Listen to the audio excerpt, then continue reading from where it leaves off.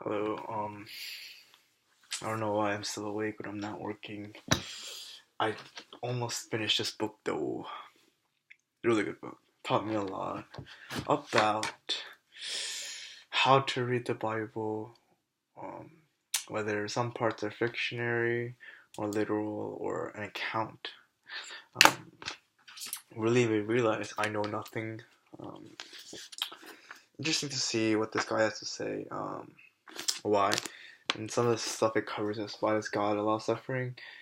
And how can a loving God send people to hell? Christianity inclusive, one religion, why there's some people fighting for the name of God. All the questions that atheists have, and this really backs it up. One thing that really stood out was where is it? One moment, please, as I remember it. Dang, I read so much. Okay, where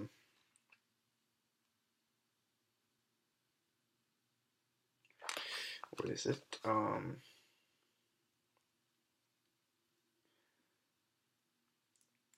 like people say like, oh, how can there be a God of love? And that the Muslim speakers say that God was indeed loving in the sense of being merciful and kind to us. And then how like Christians believe that we have a personal relationship, Muslims do not believe that, and Muslims think that it's disrespectful.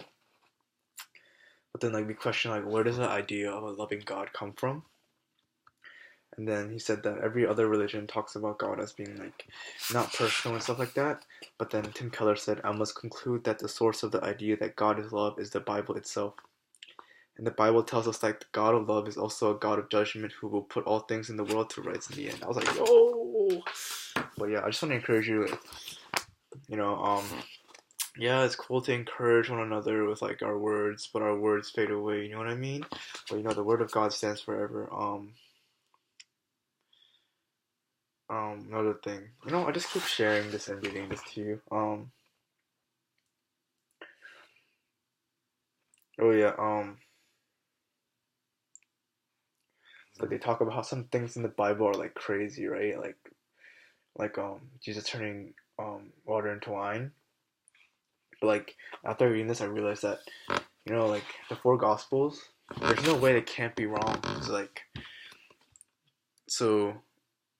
C.S. Lewis was like a literature like genius, and he talked about how um like I guess like a fictional story just occurred like 400 some years ago, but then not fictional, a non-fiction, like an accounting type of story, like kind of like a memoir, just recently appeared.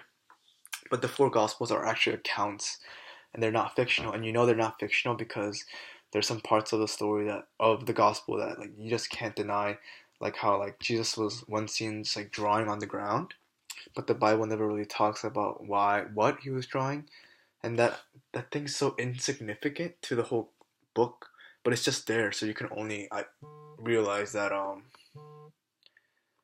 that actually happened.